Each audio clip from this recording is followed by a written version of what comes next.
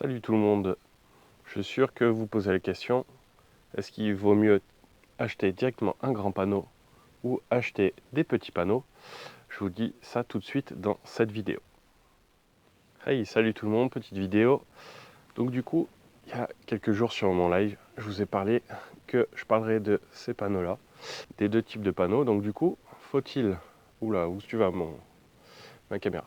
Donc est-ce qu'il faut, ça vaut le coup d'acheter ces petits panneaux ou faut-il directement acheter les grands panneaux comme ceci qui sont classiques?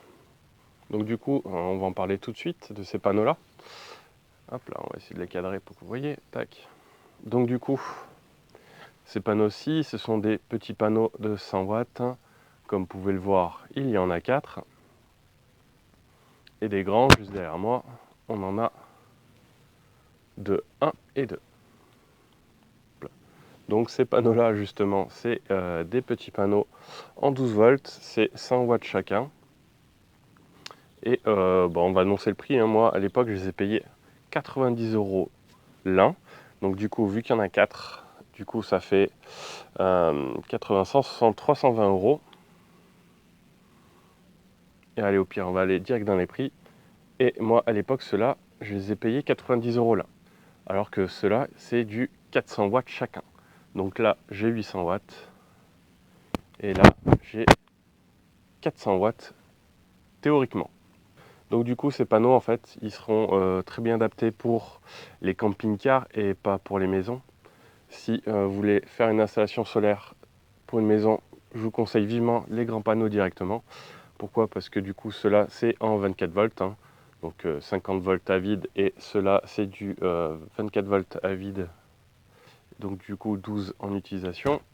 Du coup, ces panneaux-là, on va les valoriser, les favoriser pour les systèmes de camping-car, en fait, tout simplement, parce que du coup, par leur taille, pour les installer sur un système de camping-car, ça ira très bien.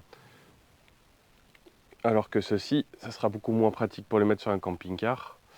Et aussi, on peut quand même les mettre sur un camping-car, c'est à vous de voir si vous avez la place. Mais il va falloir clairement valoriser plutôt cela pour une maison, du coup par le voltage d'utilisation et par leur taille. Donc du coup, je disais que moi, du coup, ceux-là, je les utilise. Ceux-là, je les utilise quand même. Les petits panneaux solaires ici, pour l'utilisation pour une maison, ça vaut clairement pas le coup. C'est beaucoup trop cher pour ce que c'est, parce que du coup, moi, comment je les utilise pour avoir un voltage et un ampérage intéressant, du moins surtout un voltage, pour l'utilisation du micro-onduleur pour envoyer le courant dans la maison, je suis obligé, je suis obligé de les mettre 2 par 2, donc c'est 2 là ensemble et c'est 2 là ensemble. Et ça se fait qu'en fait, je cumule pas 400 watts, mais je cumule seulement que 200 watts. Parce que du coup, on les met ensemble pour augmenter le voltage, mais ça n'augmente pas l'ampérage. Donc du coup, j'ai que 200 watts grâce à ces petits panneaux. Et ces petits panneaux-là, je les mets directement, je les raccorde du moins, je les ai raccordés directement à ma batterie, ce qui permet de faire un complément et de charger en priorité ma batterie. Et après, comme vous pouvez le voir en plus en ce moment-là, pour moi, eux, ils sont déjà au soleil, que les grands ne le sont pas encore. Donc du coup, ça favorise la batterie pour la charger d'abord un petit peu. Et après, du coup, vu que la batterie est connectée au système du micro-onduleur, après ça envoie dans la maison. Mais pour le moment, ça valorise la batterie pour la recharger. Sur ce, j'espère que cette petite vidéo, du moins j'espère que cette petite présentation et la différence entre les deux et sur lequel choisir vous aura aidé, même si ce n'est pas une grande vidéo tuto pour vous expliquer. Mais sur ce, j'espère que ça vous aura au moins un petit peu aidé.